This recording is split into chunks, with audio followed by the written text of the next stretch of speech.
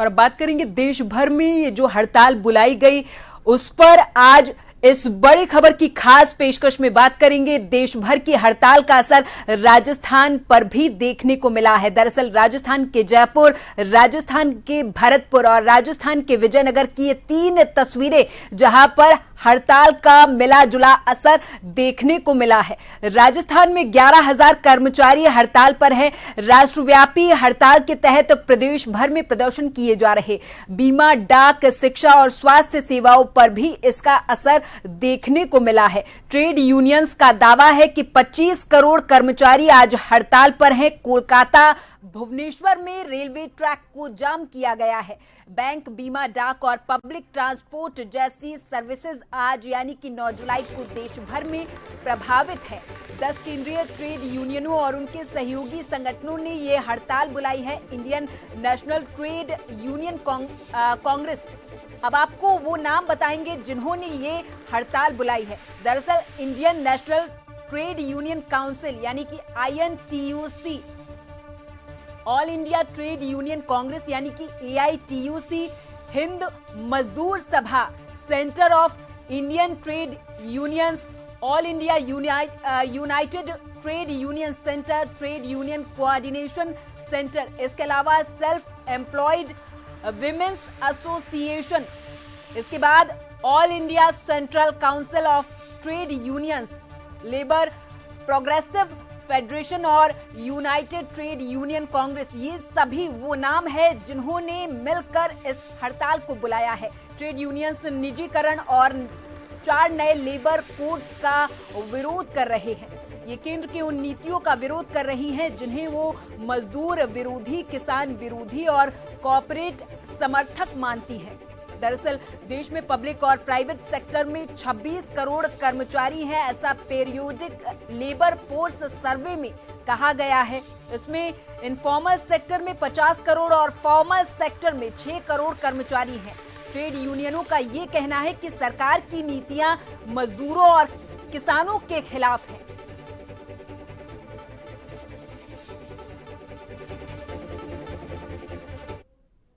और इस पूरी खबर पर हमारे साथ हमारे संवाददाता विवेक शर्मा अधिक जानकारी के साथ फोन लाइन पर जुड़ गए हैं। विवेक, आज देश भर में हड़ताल बुलाई गई, देश भर में बंद का असर देखने को मिला है। बैंक, शिक्षा और अन्य जो ये कर्मचारी थे लगातार विरोध करते हुए नजर आए, सरकार के विरोध में देखे गए।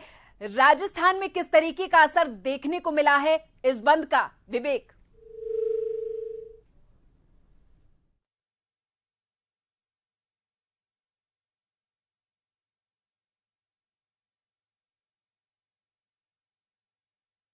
संपर्क साधने की कोशिश करेंगे विवेक के साथ, आपको जानकारी दे दें कि सरकार कोऑपरेट्स को फायदा पहुंचाने के लिए पब्लिक सेक्टर की कंपनियों का निजीकरण कर रही है, ऐसा विरोध में कहा जा रहा है। यानी कि जो प्रदर्शनकारी हैं, जो हड़ताल बुला चुके हैं, जो सरकार के विरोध में है, उनका ये कहना है कि सरकार निजीकरण करना चाहती है। किसान मोर्चा यानी कि SKM और कृषि मजदूरों के संगठनों का भी समर्थन मिला है इसमें, इस विरोध में, इस हड़ताल में। एक बार फिर से विवेक से हमारा संपर्क हो चुका है।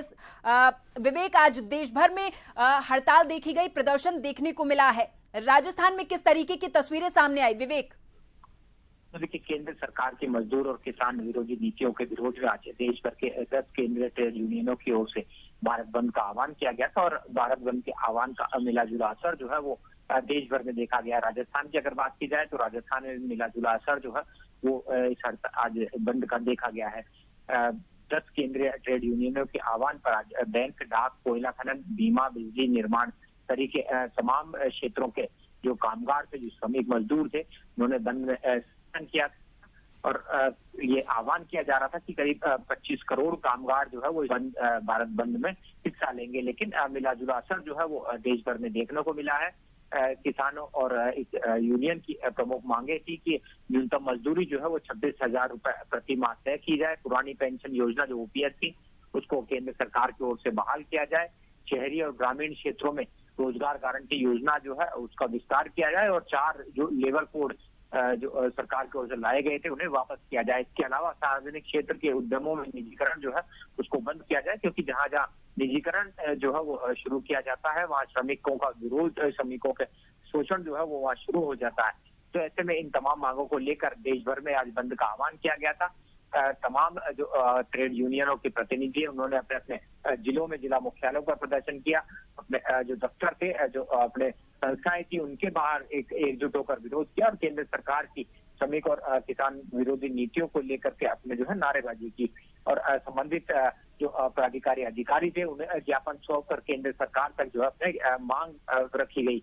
अब भी अगर जो तमाम प्रदर्शनकारी थे, जो बंद में शामिल जो किसान मजदूर थे, उनका यही कहना था कि अगर अब भी केंद्र सरकार अपनी हठधर्मिता पर कायम रहती है, मांगों पर कोई उचित समय में कार्रवाई नहीं करती है, तो देश भर में इस आंदोलन को जो है और उग्र किया जाएगा और आगे बेमियादी बंद जो है वो रखा जा सकता है। हालांकि ये देखा गया कि कई निजी बैंकों में कर्मचारी जो है वो आज बंद का समर्थन करते नजर आए।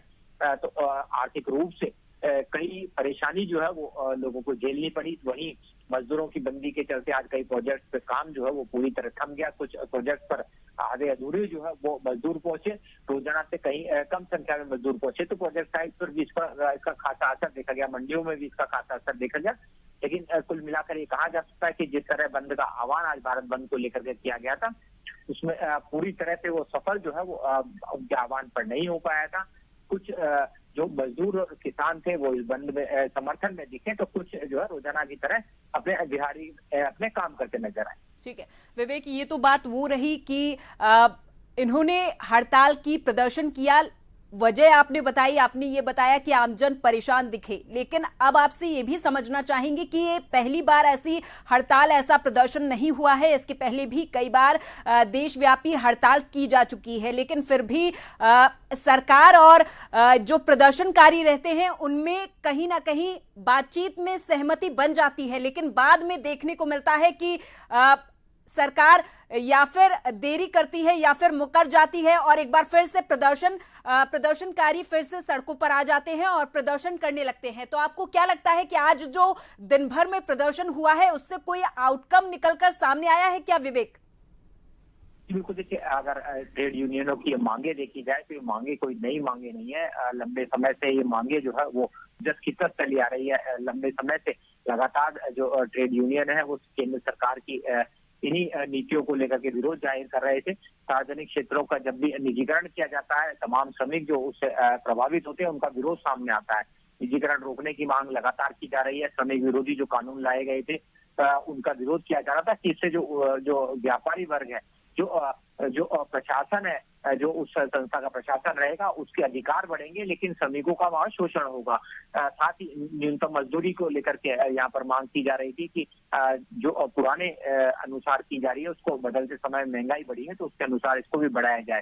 साथ ही जो रोजगार गारंटी योजना थी उसका दायरा बढ़ाने की मांग की जा रही है, क्योंकि श्रमिकों की संख्या बढ़ी है, क्षेत्र जो है वो सीमित नहीं रहा है, तो ऐसे में इसका दायरा बढ़ाया जाए। साथ ही एक मांग और जो की जा रही थी कि लगातार जो किसानों को उनकी फसलों का न्यूनतम मूल्य नहीं मिल पा रहा है और किसानों की समस्या है, लेकिन लगातार सरकार को ज्ञापन इस संबंध में सौंपे जा रहे थे और हर बार आश्वासन दिया जाता था, लेकिन उनकी मांग पर कार्रवाई नहीं की जाती थी। आज भी जब देखा गया कि प्रदर्शन को लेकर श्रमिक संगठन जो है वो सड़कों पर उतरे, अपनी मांगों को लेकर ज्ञापन सौंपे गए और फिर उन मांगों पर कार्रवाई की मांग को लेकर जो है उनकी मांगे केंद्र सरकार और सक्षम जो प्राधिकारी अधिकारी है उन तक पहुंचाने की बात कही गई। लेकिन अब इन मांगों पर क्या वाकई में काम किया जाएगा? क्या सरकार उनकी मांगों पर अपनी सहमति जाहिर करती है, उनकी मांगों पर जल्द अमल में लाया जाता है, या फिर आश्वासन के तौर पर इस मामले को, उनकी हड़ताल जो है उसको टाल दी जाती है? ये आगे देखने वाली बात होगी। लेकिन ये जरूर माना जा सकता है कि तमाम जो श्रमिक और किसानों की जो मांगे थी, ये लंबे कई सालों से इसी मांगों को लेकर लगातार आंदोलन चलते रहे हैं। निजी बैंकों में कई जो कर्मचारी अधिकारी रहे हैं वो हड़ताल करते रहे, बीमा क्षेत्र की कई कर्मचारी हड़ताल पर रहे हैं, ट्रेड यूनियनों के जो प्रतिनिधि है वो हड़ताल पर रहे हैं, किसान भी इसमें शामिल होते हैं। ठीक है, बहुत बहुत धन्यवाद विवेक तमाम जानकारी के लिए। तो देश भर में हड़ताल आज की गई है, राजस्थान पर भी इसका असर देखने को मिला है। हालांकि आपको बता दें कि ये पहली बार नहीं हुआ है जब ये देशव्यापी हड़ताल की गई है, लेकिन अब इसका कितना असर देखने को मिलता है सरकार पर, क्योंकि सरकार से प्रदर्शनकारी अपनी मांग रखते आए हैं शुरुआती दौर से ही, बहुत पहले से ही। निजीकरण की ये जो मांग है, ये इसके विरोध में ये जो मांग रखी जा रही है, निजीकरण के विरोध में ये प्रदर्शनकारी लंबे समय से रखते आ रहे हैं। लेकिन अब देखने वाली बात ये होगी कि सरकार की ओर से किस तरीके का रुख सामने आता है।